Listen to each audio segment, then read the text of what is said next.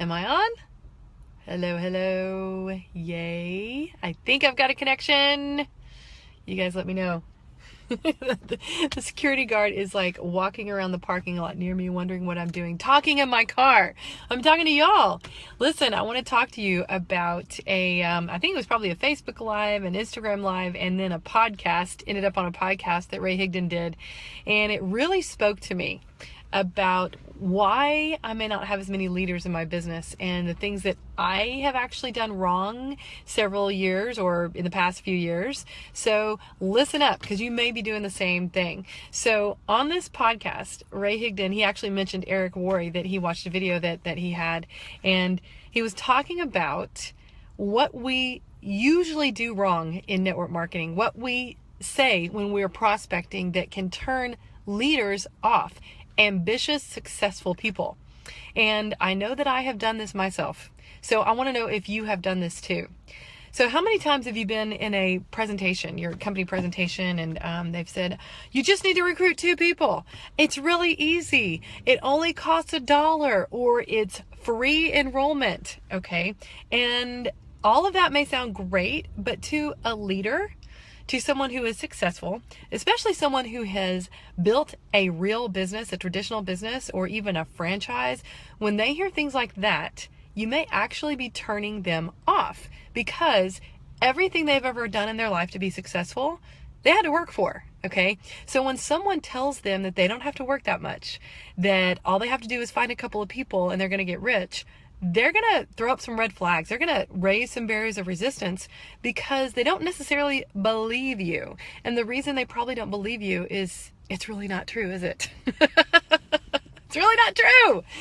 Is it not true? Okay. Way back when I got started in my business, I sought out a mentor to help me, because I was pretty bad. I mean, people would see me coming. I came from a sales background. And people would see me coming and they'd do like this. They'd be like, don't talk to me. Don't try to sell me anything.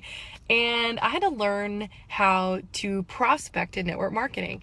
I could close ice to an Eskimo. I could sell my way out of a paper bag. And thank you for that heart. I mean, that like. I could do anything. I could walk in a room and own it in sales. But what I realized is those were not the skills I needed for network marketing. So I sought out a mentor. You guys may know who she is, Dani Johnson, Dani. My sponsor in my business told me to look her up. I did, and I absolutely loved it. And I kept going and going and investing in myself and getting better and better at the skill of recruiting and prospecting. And she was the first place that I heard some of these words that Ray Higdon is talking about in this podcast. Let me move this up a little bit. What he was saying is that oftentimes we don't tell people the truth in network marketing. We don't let them know that this is a real business that they're going to have to work at. They're going to have to do some things. They're going to have to learn some things, some new skills. They're going to have to invest in themselves and invest in their business. And they need to know that. We need to tell them the truth. So she said, treat it like a business. And Ray is saying, treat it like a business and interview them and treat them like this is something serious. So I took some notes on this podcast because I thought it was so important. So tell them they're going to have to work. They may have to work their face off, okay? And that's really true. There are no guarantees. No doubt about it. There are no guarantees. And don't say, I'll do most of the work. Just put your prospects in front of me. That's actually not a good thing to say at all either, because you're teaching them a lottery mentality and you're building an adult daycare.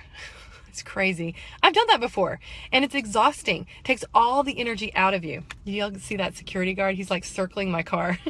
I don't know why. He may knock on my window in a minute and ask me what I'm doing. Cool. It's fine with me. And here's another one that I hear all the time. It's really easy. Just give me your list of contacts and I'll call them for you. Ooh, what are you teaching that person? Okay. If they are a successful person, then they're going to look at you funny like, I don't even have to do my own work. Okay. It doesn't make any sense to them. Or, when we get started, if you and I are working together and I am doing most of the work when you get started, okay, that's another one that is giving them expectations that they really don't have to go to work. Okay, so someone who has had success in their life, they know they're going to have to do some things. And I've had some successful people actually say things to me like that. Like, am I really going to have to go to some meetings, or am I going to have to talk to some people? And I used to shy away because of my sales background. I just wanted to close the deal. I wanted to get them in the business. Okay. So I would give them all kinds of nuances and excuses and, trying to make it sound more rosy than it is. And I realized I was turning off leaders. I was turning off the very people that I wanted to have in my business. So hopefully you guys know I'm done with that. And hopefully you are done with that too. So let's do our whole profession a favor. Let's raise the bar. Let's raise the reputation and help people realize, yeah, they're going to have to do some work. Yeah, they may have to work their face off for a little bit. They're going to have to put some time in. So they're going to have to learn some new skills. They're going to have to do this thing. And you're not going to do it all for them. Okay? You are opening a door. You're showing them the way. You're showing them the path. And they can plug in and they can go to work. If they go to work, they're going to have results. If they don't go to work, they won't have any results. There are no guarantees. Let me see. I think I wrote some other notes on here. Yes, you'll have to talk to people. Let them know that. If they say, will I have to go to meetings? Will I have to talk to people? And how much you need to ask them. Eric Worre has a 6-step close that is really great with this to manage expectations. But the main part about it is, if you have someone who says, I want to make $10,000 my first month, and then they say, I only want to work 15 minutes a day, then you've got some disconnect there. Okay, so you've got someone who doesn't want to do a lot of work, but they want to make a lot of money. And I've heard Ray say this too. Where else? You want to ask them this question. How much money do you make right now? And if they say, I don't know, I make $50,000 a year.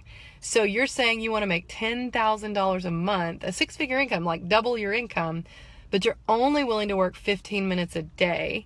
So how many hours a week do you have to work to pull in your $50,000 a year? Most of them are going to answer at least 40, 50 hours a week, right? So how do you think that's going to work if you're only working 15 minutes in this, but you're expecting to make $10,000 a month?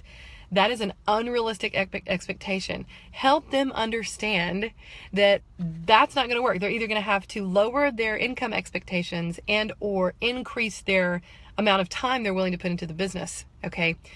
It's not a free lunch. It's not a free ride. They're going to have to do something, and they need to know that up front. And you've got to be willing to walk away. You've got to be willing to be not addicted to the outcome. If they say, well, I'm just not willing to do that. Fine. Okay. Let them know that's okay. No problem. See you next time. See you later. Nice to meet you. Have a nice life. Let them know that you are not addicted to the outcome. You do not need them in your business. And this is a great one from Cesar Rodriguez. You need people. You just don't need any one person in your business. You need great people in your business, and you need to have the posture right from the start, whether you've made a dime or not, that you are bringing in leaders. Let them know where your team is going when you talk to them too. Have a vision of where you're planning to be in the next 12 months. As in, you know what? I am going to be putting in place 5 new leaders in my business, and we're going to create X amount of income or X amount of volume or revenue for the company. And we're going to be doing this. We're going to be doing that. Give them a vision of where you're going to be. Leaders, people want to follow someone who's going somewhere. So let them know where you're going, what your plans are, to see if they want to be a part of those plans. So another thing that could happen is if you tell a leader, oh, you don't have to do very much. You only have to talk to 2 people. You may take a really great, ambitious person and turn them into someone that would lack drive and success in this business because you're giving them the wrong impression. You could take a strong person, and if you hype them in, you could turn them into a weak person by giving them the wrong expectations. So I don't know about you, but I know what I'm going for this year, and I'm going for leaders. I'm going for people that know it's going to take some work. They know they're going to have to do something, learn some skills, invest in themselves, and they're willing to do that. They want more, and they're willing to do something about it. So do them a favor. Look them straight in the eye and say, yeah, you're going to have to do some things. Yes, you're going to have to show up. Yes, you're going to have to work. I'm going to be right beside you, locking arm in arm. We're going to be working together. But if you slack, I'm not sitting on the bench. I'm moving forward with the people who are moving and shaking. And it's your future. It's not mine. It's up to you what you build. The sky's the limit if you want it to be. Everything is here for you if you want it. But you got to do it. You got to step up. You got to pull yourself up and make it happen every day. We got all the tools in place. We got everything that you need. But as a leader, you know, I'm talking as if I'm talking to the prospect. As a leader, you know, you're going to have to do some things to have success in whatever you do. And this is no different. Although in this business, you can work a fraction of the time very hard and have incredible results. You can set up a residual income that can pay you year after year after year instead of working for 40 years and not having any residual income. So that's the trade-off. You know, for a big ambitious leader who's maybe created success in their business, their traditional business, or they have a franchise, here's what, you know, they got to weigh their options. You know, they could be working 100 hours a week for the rest of their life doing what they're doing, having employees or in a job, or they could work hard for a little bit of time, build something that's going to be there for them for the long haul. They could build residual income, which I didn't even know that existed before this industry. I didn't even know what that was about. Now, I don't know how I could live without it. I love residual income. It is amazing to have that every day, every month, have that coming in whether you get out of bed or not. Is that worth working for? Yeah, absolutely it is. So do the leaders that you're talking to, the prospects that are leaders that you're talking to, do them a favor. Be honest with them. Tell them the truth about what they can expect. Don't hype them in. Don't hype anything. Don't fluff it. Don't have rosy pictures of what things are going to be like. It's going to take some work. They're going to have to learn some things. They're going to have to lock arms and do this deal with you if they want success. That's it. It's very, very simple. So make this decision today that you're going to be honest with your prospects. You're going to let them know what it takes. And if people turn away, if they say it's not for them, you know what? You just saved them and yourself. You did each other a big favor because you told them the truth. They can go on and find something that they may be happy doing. Thank you for the likes. And you can go find leaders who are going to step up because you're telling them the truth and you're telling them they're going to need to step up to make this work. So I hope you guys like that. That's been on my heart for a few days that I wanted to share that because it meant a lot to me. It really hit me in the right spot. I hope it did for you guys. If you're looking at this after the live, let me know. Leave me a comment and let me know that if you've had that same experience where you've maybe cowered down to a leader and be like, oh yeah, whatever, you know, I'll do whatever you need. I've done that, okay? And I'll be honest and admit it. I'm not going to do that anymore. If they don't think this is the best thing ever in this profession, no matter what company you're in, we do have a better deal. One of my mentors, she said, we do have the cookie. It's actually her hashtag, I have the cookie. We have the deal, okay? We have the better way. So we don't have to apologize for it. We don't have to water it down. We don't have to make it seem hypey or too simple or too good to be true. We need to tell them the truth. It's absolutely worth every bit of effort that they put into it. But they're going to have to do something, right? So let me know if you've had that. And thank you, David. It's good to see you. Thank you for the likes. It was good to see you Saturday. And hope you guys have a good day. Talk to you later.